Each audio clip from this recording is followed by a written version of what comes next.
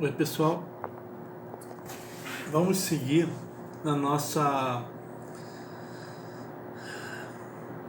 lembrança da Ilíada a partir do livro A Selvagem Perdição, do André Malta, em que ele está até agora falando da perdição de Agamenon, e nesse ponto que nós estamos vai deixando de existir. Agamenon vai começando a reconhecer que ele tem agido de forma sem saber o que está fazendo, e isso vai fazer com que o Agamenon suplique àqueles que volte a ajudar os aqueus. Então a gente está nessa passagem da perdição para o discernimento no Agamenon e preparando o pedido dele, a súplica dele para o Aquiles, que vai dar na perdição do Aquiles. Na história da Ilíada, vocês lembram que Paris e Menelau duelaram, um duelo que iria decidir, segundo os juramentos de ambos os lados, iria decidir a guerra. Menelau iria vencer o Paris, mas o Paris foi salvo por Afrodite. Então, o Agamenon reclama a vitória de Menelau, a vitória dos aqueus, né? E fica aquele impasse entre os exércitos. Zeus pela mente dele, que ninguém conhece, né? É inefável, nem os outros deuses conhecem. Ele vai dar vantagem aos troianos sobre os protestos de Hera, Atena.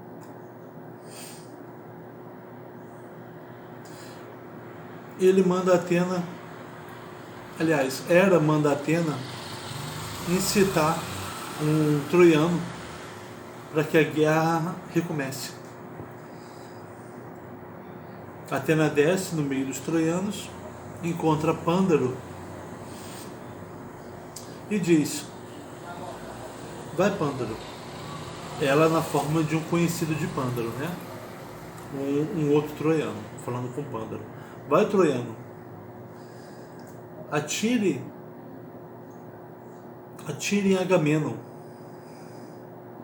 mate-o. Heitor e os outros, os seus amigos vão exultar, vão achar muito bom isso que você vai fazer. Pândaro então atira uma flecha que não acerta no Agamenon, acerta em Menelau, mas não o mata. Agamenon faz o irmão ser rapidamente socorrido. Então você vê, né? Além o que é o não cumprimento do juramento. Olha o que o Agamenon está pensando. Além dos troianos não cumprirem o juramento, porque eles perderam o duelo, eles ainda atacam o vencedor, né? O aqueu. Agamenon se enfurece e sai pelas hostes aqueias, incitando os homens ao combate.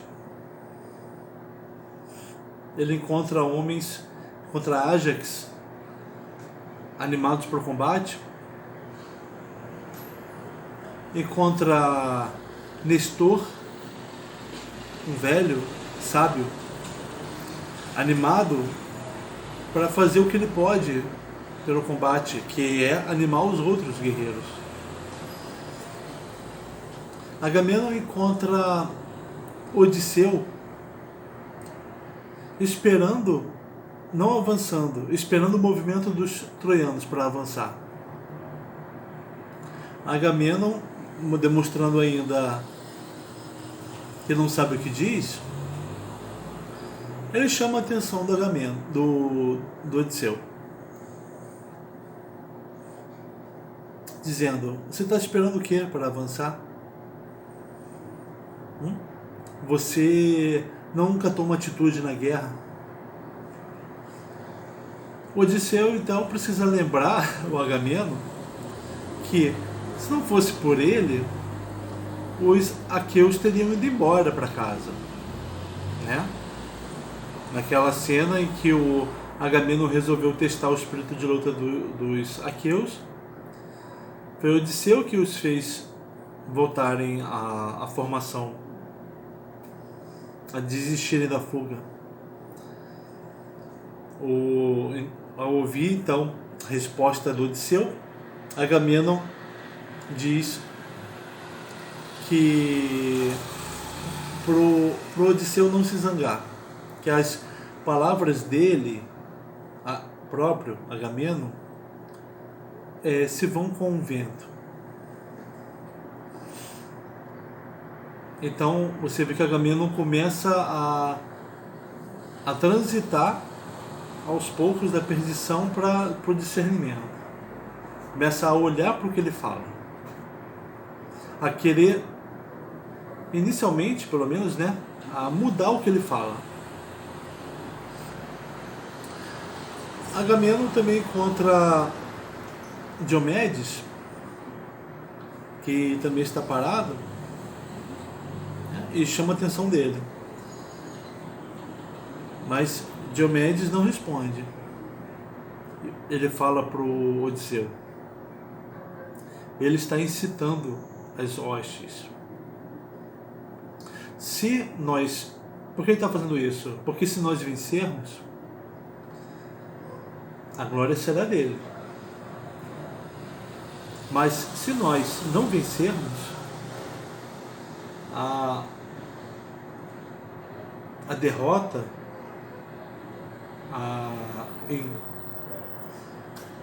a inglória,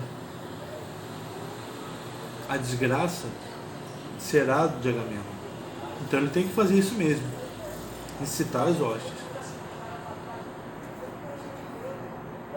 Diomedes mostra com isso então o conhecimento do que é um rei.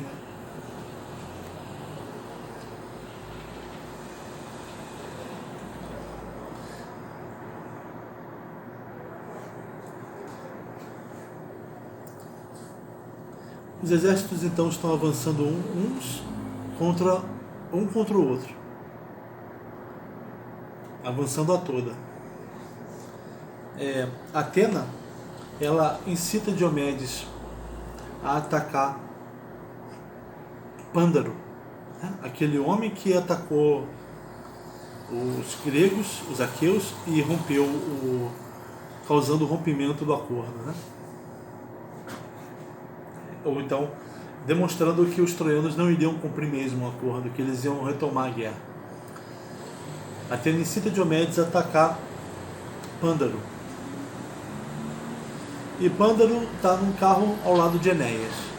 Enéas, vocês sabem, filho de Afrodite, né? Protegido por ela. Mas o Diomedes, ele está com furor bélico. Ele mata muitos troianos e ele atira, ele joga uma lança contra o carro em que estão Pândaro e Enéas e mata Pândaro. O Enéas fica perturbado com aquilo, Mas continua. Diomedes então também ataca Enéas. Só que Apolo protege Enéas. Apolo tira Enéas dali, né? Protegendo-o do ataque de Diomedes. Diomedes vê que é Apolo que está ali protegendo Enéas e continua atacando. E Apolo repelindo os ataques de Diomedes. Apolo repele os ataques de Diomedes 3 vezes. 3 tentativas Diomedes fez de atacar Apolo e matar Enéas. Até que Apolo dá um grito e fala com Diomedes que o mortal não pode de jeito nenhum atacar um imortal. Que esse homem, o homem que faz isso não vive muito. Aí Diomedes para de atacar. Enquanto isso, do lado dos troianos, Sarpedon, um filho de Zeus, mas é um mortal, ele incita Heitor a atacar os aqueus.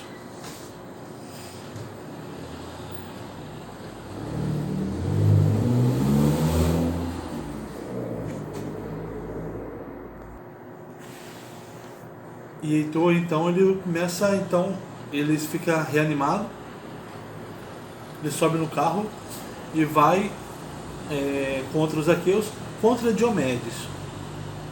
Vendo que Heitor irá encontrá-lo,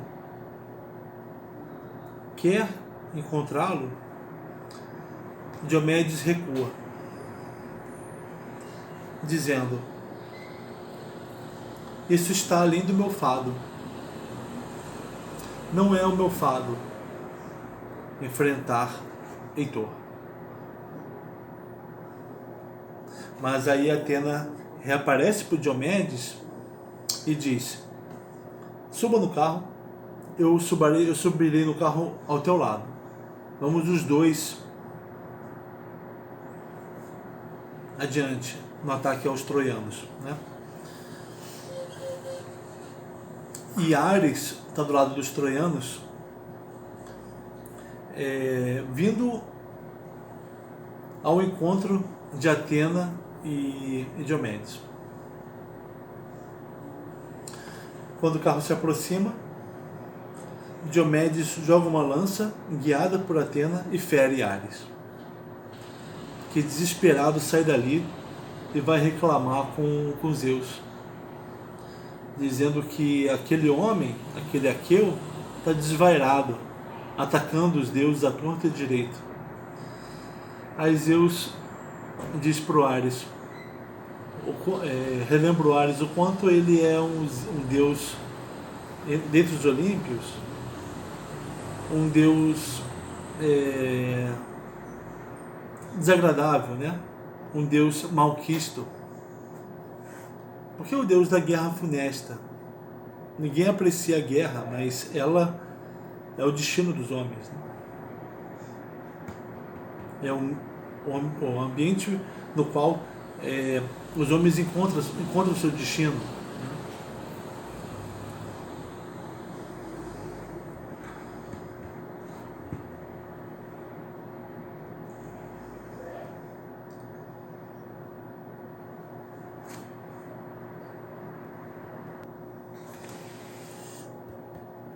Um homem chamado Heleno, né, irmão de Heitor, de Paris, ele aparece para o Heitor sugerindo que ele volte para casa, para que ele fale para as anciãs oferecerem uma rica manta púrpura, bordada por elas, a Atena, que levem essa manta a um templo de Atena, para que a deusa favoreça os troianos. Heitor volta para casa, ele dá essa orientação para as troianas, para as senhoras troianas. Ele encontra a própria mãe, também dá aquela orientação. A mãe tem guardado uma bela manta púrpura, né? Depois ele sai em busca da esposa de Andrômaca e a encontra, né? Ela tinha ido até o muro dos troianos para ver o marido lutar. Heitor a encontra no meio do caminho, né? Ela está segurando Astyanax, o filho deles, e a mulher suplica para que ele não volte a lutar, para que ela não a deixe sem ninguém, para que ela não seja tornada escrava dos aqueus, para que o filho deles não seja morto pelos aqueus. Heitor diz que ele precisa defender a cidade, que se ele não fizer isso, ele não vai ser digno. Isso é uma função dele, defender a cidade. E que o que acontecerá com ele não está além do destino dele. Se eu repelir, expulsar os aqueus daqui, ou caso eu venha a ser morto, nenhuma das duas coisas acontecerá sem que seja o meu destino. Então a resposta que ele dá para ela fala de uma obrigação dele, enquanto príncipe, de proteger a Troia, e fala também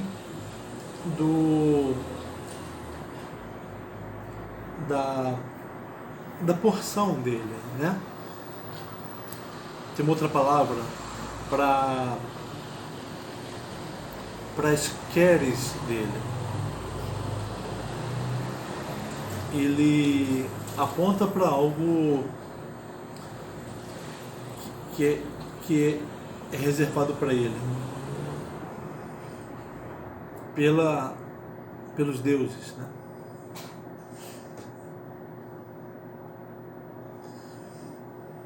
Não cabe a ele, ele que decide lutar, mas a decisão dele não é individual.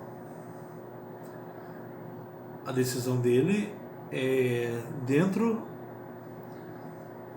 de uma ordem cósmica, né? Uma ordem divina. Ele pega o filho no colo, né? O filho inicialmente se assusta com o elmo, o grande penacho. Os pais riem, Heitor tira aquilo e afaga o filho. Então Heitor volta para a luta.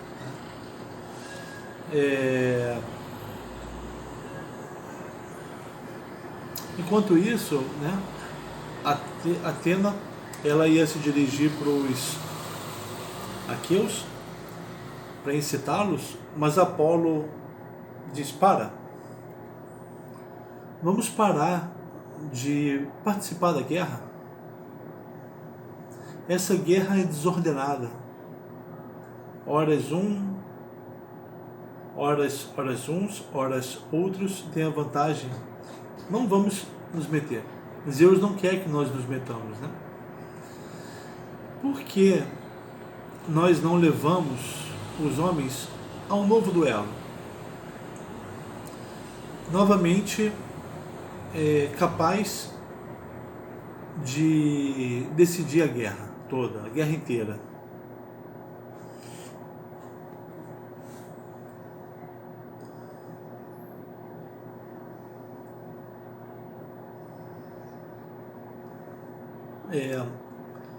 Heleno, o irmão do Heitor, Assim que vê o irmão chegando, e dessa vez Heitor voltou com Paris.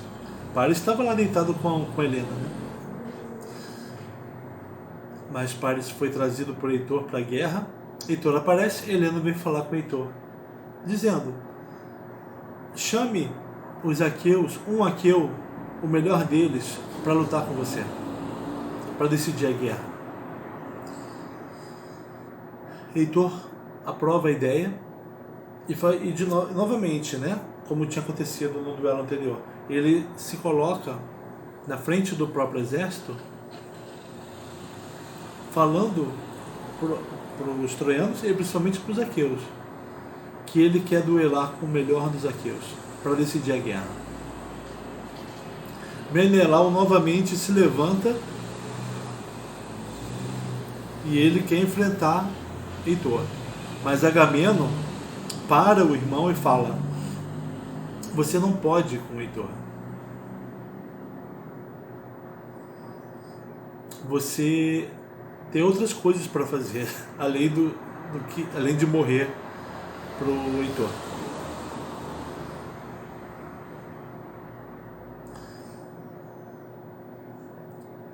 Agamenon ele fala pros aqueus: nenhum de vocês se prontifica a lutar com Heitor? Vocês são todos aqueias? Mulheres aqueias? Vocês não são aqueus? Vocês são fracos? Nestor toma a palavra e fala de homens do passado que se prontificavam para a luta, né? Falando Nestor, 9 aqueus se levantam para lutar: Diomedes, Ájax e outros, Odisseu. Eles fazem um sorteio. Ájax, um dos maiores, se não o segundo maior depois de Aquiles. Naquele momento, sem Aquiles, ele é o maior aqueu em luta. Caiu para ele enfrentar o Heitor. Heitor começa a tremer, mas se arma. Ájax se arma.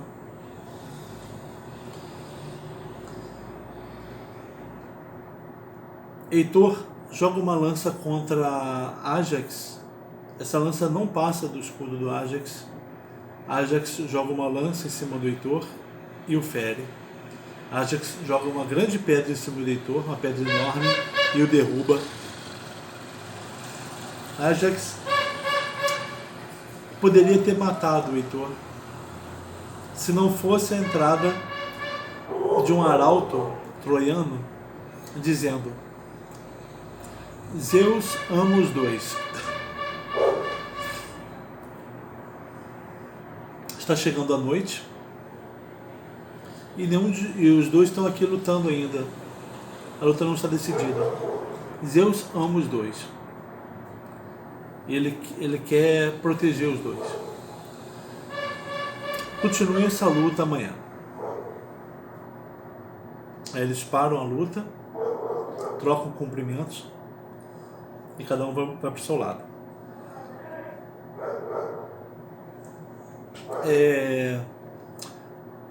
Um arauto troiano vai para os aqueus, para Agamenon, Menelau, e fala: olha,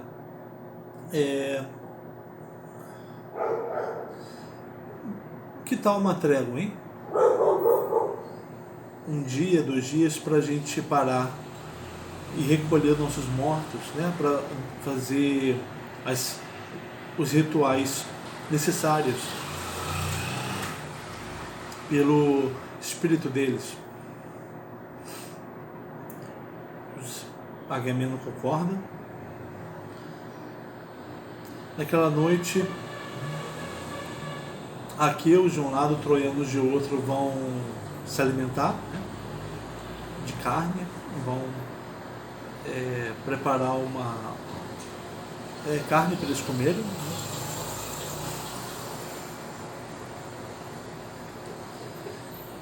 Enquanto isso, Zeus, ele reúne os deuses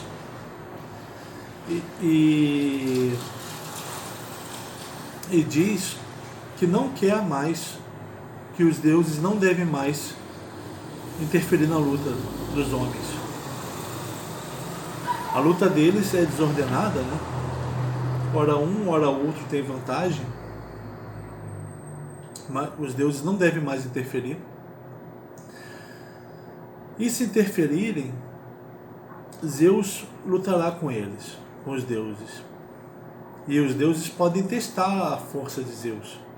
Então tem um célebre desafio lançado por Zeus para os deuses. Os deuses todos podem se reunir de um lado de uma corrente de ouro para puxar Zeus do outro lado, sozinho.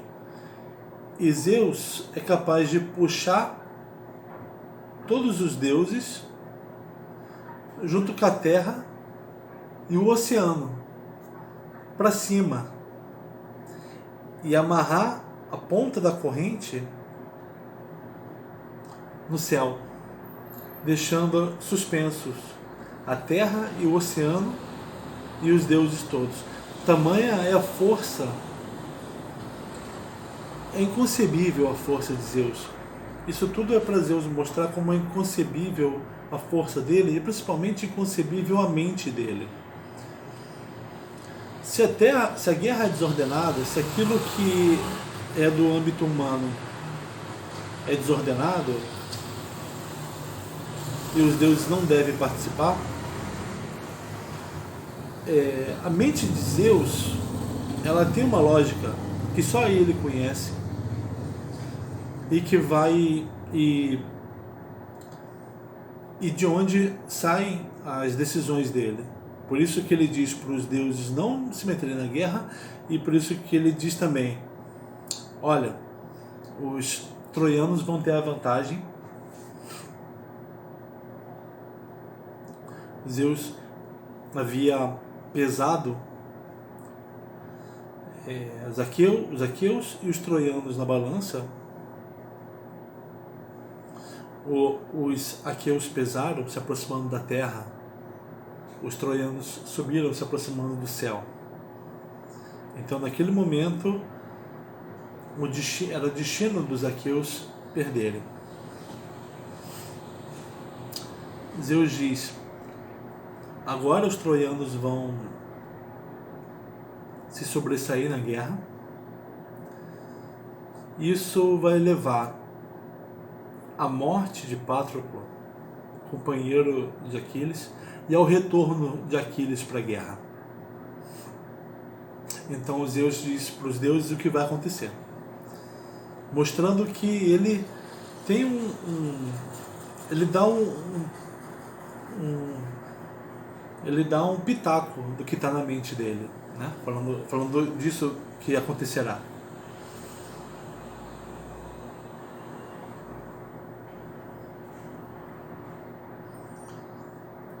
Na manhã seguinte, os homens voltam a se enfrentar e Zeus lança um trovão que assusta os aqueus e que anima os troianos, né? Mas eles estão... Isso aí, na verdade, é num dia posterior, né? Porque naquele dia que começou agora foi o da trégua. Os homens reúnem os mortos. Os aqueus constroem um muro para se protegerem dos troianos. E também constroem um fosso que cavalo nenhum poderia saltar.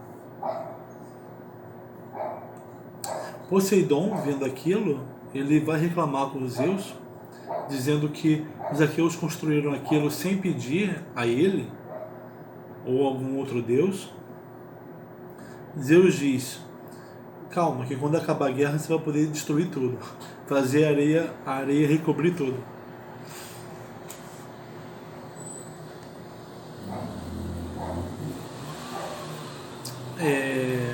Agamenon vai dar uma demonstração que a atitude dele muda. Ele vai suplicar a Zeus, perguntando assim: Zeus, algum outro rei você já concedeu a Ate?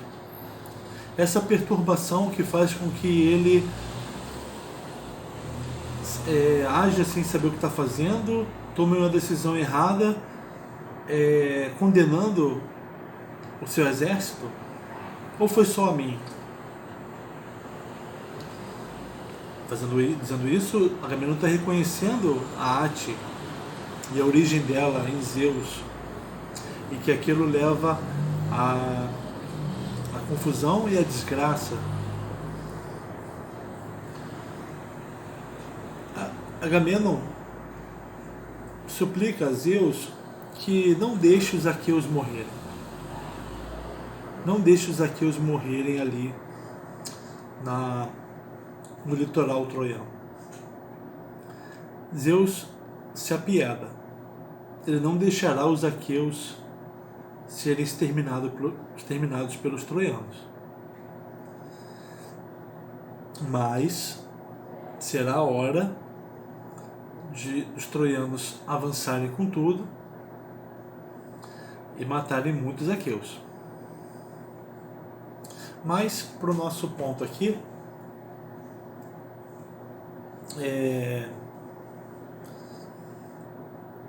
Agamenon então está mostrando que saiu da perdição. Ele não deve ter mais nenhum momento, nenhuma ação desarrazoada. O que vai acontecer daqui para frente é que os troianos vão ultrapassar facilmente, né?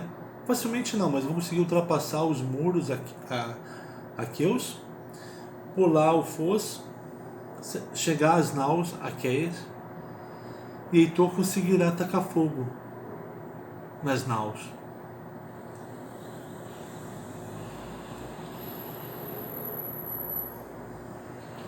Um pouco antes disso acontecer, Agamenon vai enviar uma missão diplomática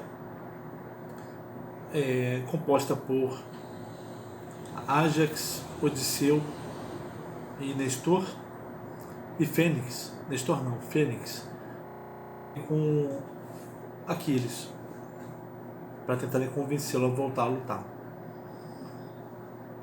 Isso já mostrando que o total reconhecimento por parte de Agamenon do erro dele, em que Agamenon vai oferecer tudo para que Aquiles volte.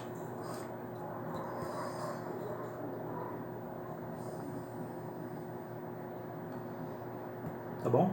Então a gente volta no próximo vídeo.